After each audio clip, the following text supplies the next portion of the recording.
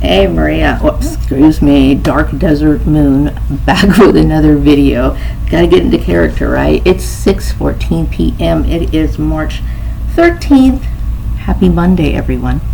So I decided to come on here and make this video. This video is called Without Mentioning Names, okay? And I'm kind of touching on a video that, it's kind of a second part to a video that I just recently did. And don't ask me to mention the name of the video because I don't remember. I don't even remember my own videos because I'm really not happy with the content is probably why I don't remember it. It was just like nothing to me. But I'm disappointed in myself for not getting more involved in my structured videos, you know, the ones that are like fine-tuned and I put a lot of effort into it. But anyway, enough of my rambling. I wanted to come on here and make this video. What would I be without my rambling, right? I wouldn't be Maria without it. But anyway, I wanted to come on here and make this video because I had touched on a subject recently about a particular person who is a phenomenal singer and someone that I have really admired for a very, very long time, since childhood, okay? Possibly one of the first people that I've ever noticed and took note of, remembered throughout the years, and returned to in my mind at certain times in my life, you know. And so this particular person, and I am a psychic person, okay? But I am also a psychic person who is understanding about how things work and how talking about psychic energies and thoughts that come into your mind and believing in these thoughts that come into your mind is kind of a controversial thing, okay, because it causes a lot of debate in people because there's a mixed bag of people, okay, and sometimes talking about certain things in a group of people, especially adults, okay, can put you in a situation where they think you're a little off, okay. So I understand the ramifications of speaking about something that goes on in the mind, okay. So that right there tells you I am totally sane. I am completely sane when I say this. But I do believe that this particular person has been in my life off and on. I'm starting to pick this up. And I want to say thank you. I want to say thank you. And I am very grateful. I am a little confused, but I do understand that what goes on around me is a lot of chaos, and I wish I would have known a little sooner than now. I mean, I just recently found out, like around January 1st or something, was when I was doing the blue light meditation video that I did. That's when I mentioned it. Anyway, and that's when I found out. So anyway, I wanted to come on here and make this video, and this is about this particular person as well as the group of people who were a part of this. And I'm going to say that first of all, and this is not me picking an argument in any way, is that I understand that there was a lot of influence around this particular person who I've admired since I was a kid. I do understand that there was a lot of, you know, people pulling strings and putting them in, pushing the direction, and then also painting pictures of me that is based on their perception of me as a younger person. And some of it is possibly, a lot of stuff was also filling in the blanks of what they couldn't possibly know or understand about me. I would say, yeah, as a young kid, I was pretty goofy, but this is not who I am as an adult. Am I still goofy at certain times? Yes, that's what keeps me young at heart, which is something that I am very grateful for. Okay, I think that this group wanted to squash that out of me. Of course, I don't go around ding-dong ditching anymore, and I don't, you know, call people and hang up the phone and snicker to myself after, because, you know, they actually started, Star 69 was invented, and then you can like trace the call back to the person who did that. I grew up and out of those little devilish things, okay?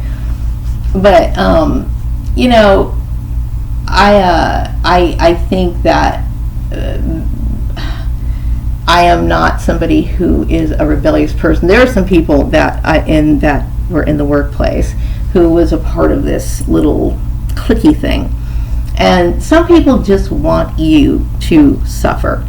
okay? And it creates a lot of, what do you call it? My family, okay? That I'm sorry that you had the unfortunate stance of getting involved with these people, because they have never particularly cared for me as a person, and I understand that now, okay? It's a long story. You've probably seen a lot of my videos going on and on and on about it, all like 1,200 of them or something like that. So anyway, I am not somebody who's rebellious. I am not somebody who is a hell raiser, but I can raise a lot of hell if I have to. I'm basically a one-woman army, okay? I have no one to stand by my side and say, hey, I'm backing this person. And it's been that way for a very long time. My videos go in and on about this issue of me, being bullied by whatever. And the thing is, I don't even know if my blood relations even understood that they were bullying. This is the issue that it's a long story. You probably see my videos, but I'm just going to tell you that there's a lot of ignorance in my family. Like, my mother was very backwards, and then she raised these children, and I don't know how, but thank God I'm not like them, and I'm very grateful that I'm not.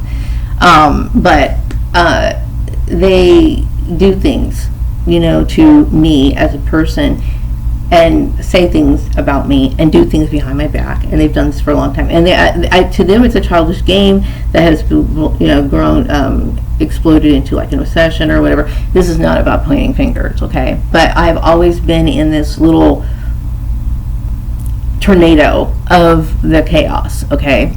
And unfortunately, when you are somebody who's constantly picked on, they will bring up things that you've done a long time ago that to me is insignificant, because I've like moved on and forgot about it, but they'll just fucking think about it all. Sorry, I don't mean to drop the F-bomb especially in front of the person that I admire so many. You're sorry, Maria, I need to change my potty mouth. Please forgive me. Anyway, I just wanted to say sorry about all that. But and I would also like to sorry to the community for being suckered into believing all of this nonsense that went on. But what I wanted to say is that I'm very careful about certain things that I want to express and say, because I do understand that I am somebody who is extremely different than most people for several reasons, okay? And I don't want to walk on eggshells, okay? But I do understand that, I was kind of persecuted a lot by not just my family, but my family would recruit other people, which they've been doing, that they probably recruited you as well, into these like hate campaigns against me and this behavior modification type stuff that goes on that they've been doing for many years, okay? And I know this sounds very odd for a lot of people, but I like who I am, okay? I like who I am, the person that I am. I may not really like everything that I do. Like, I know that this whole issue about my hair was a huge blow up over at the farmer's place, okay, which I would wring that farmer's neck if I could, by the way. Anyway, there was a huge blow up about that issue. And,